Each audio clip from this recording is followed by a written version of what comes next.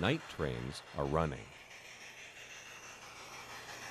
It's a special thing to see here at the Twin City Model Railroad Museum in St. Paul, Minnesota, where trains run for the public 6 days a week.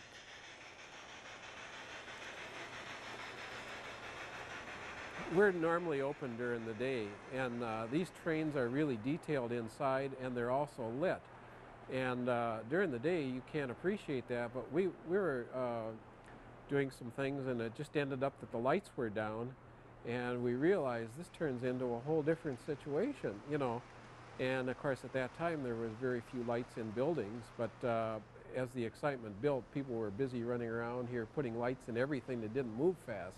The night trains only run a few months of the year, but the museum is open year-round. These O-scale trains run along 8 miles of track. 2 lines are for passenger lines, 2 for freight. Each line is 2 scale miles long. The museum is what used to be the St. Paul Craftsman Hobby Club. The club officially formed as a Craftsman club in an abandoned storefront in 1934 on Grand Avenue. And they modeled anything. They even little gas race cars and what have you. And then in 1939, the interest had strongly moved to railroading, and the Carl M. Gray from the Omaha Railroad asked if we wanted to build a display railroad down at the St. Paul Union Depot, which we did. It took about a year to get open to the public, and so we operated down there for 40 years, and what they asked, that we would have a railroad that would operate for the public. And I think what caught on was the fact, the amount of enjoyment you get out of building something and then sharing it. There's some beautiful railroads in basements, but nobody gets to see it. It's like artwork that never gets to be, you know, viewed or something, and it's a shame. And over the years, we've attracted some very good craftsmen at recreating this stuff. The recreations can be startling. Look around this layout and you start to see things that look familiar. Actually, more than just familiar. They're so real, it's almost scary.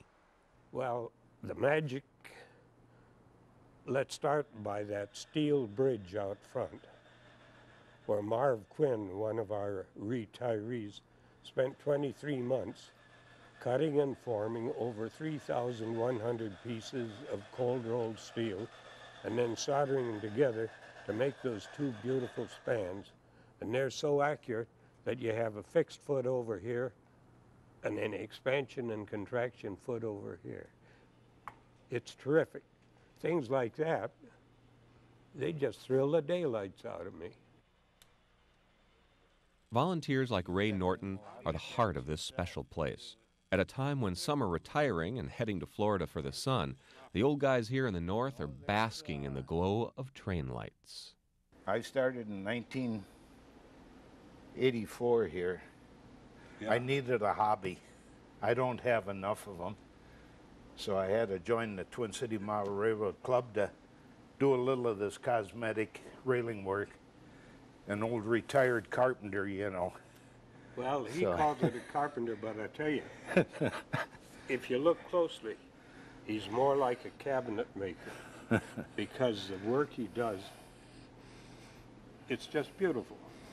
For instance, the edging around here and the cabinet up front, our display cabinets, they're all good. I mean...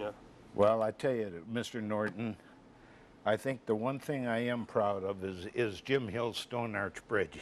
Yes, indeed. And the studying I had to do to build that was just fantastic. He's got over 2,500 pieces of wood in that thing, and the paint job's enough to drive him squirrelier than usual. The layout depicts the Minneapolis milling district as it looked from 1935 to 1955, a transition era, a time when steam and diesel engines worked side by side. Here you'll find an ever-changing display of impressive trains, including one Hiawatha that holds a solid place in Ray Norton's heart. You see this space back here? In 1940, I wanted to go from Milwaukee to Chicago rather rapidly. My cousin and I, we'd been down to the NMRA, the National Model Railroad Association convention, and we wanted to go down see his dad at Chicago. So we were hoboing, and as they pulled out of the station, they went across a grade crossing. We ducked under the gate and got on. And I clocked miles as rapidly as 34 seconds. That meant that he was running 106 miles an hour. You see, the driving wheels on that engine were 7 feet in diameter, and they didn't have to turn over too often to cover a mile. So then, in order to miss any reception committee they may have had, when they got down to about 20 miles an hour, Jack and I dropped off. Oh, but it was beautiful, and it's something I haven't forgotten. Now that the layout is done, it's here for you to visit. But don't think just because it's done, you're always going to see the same old stuff. Well, the first thing is, you mentioned the word done, and in model railroading, there just ain't no such thing. That's, you understand, because they can do a beautiful job on it, they'll just get on another beautiful job and add it, or they will make a change. But it's never done. Okay, so done was a poor choice of words. There's always something different here. Anything that makes it into the layout is thoroughly researched to make sure it's just right. Sometimes the fantasy of it all impresses more than just your sense of sight and sound. A little boy come in, I had a box that I was standing on. He just climbed right up there in front of the depot, or in front of the White Castle. And I asked him if he could see the guy standing inside. He said, yeah, I could see him. I said, can you see his hamburger? And he says, yes, I can. I said, can you smell it? And he said, oh, yeah, you know. So we have a lot of believers that come down here. We really haven't mastered the smell of a White Castle, although it does linger. As long as the love for model trains lives, you'll find guys like these keeping them going.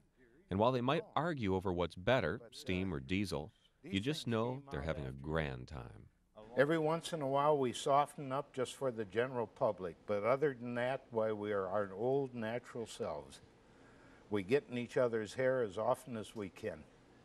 And we both have hair left. Yes, it's thin, but it's there. The Twin Cities Model Railroad Museum brings in visitors from all over, folks for whom a day at the rails is a happy one. You can't beat it, because it's a railroad that runs well.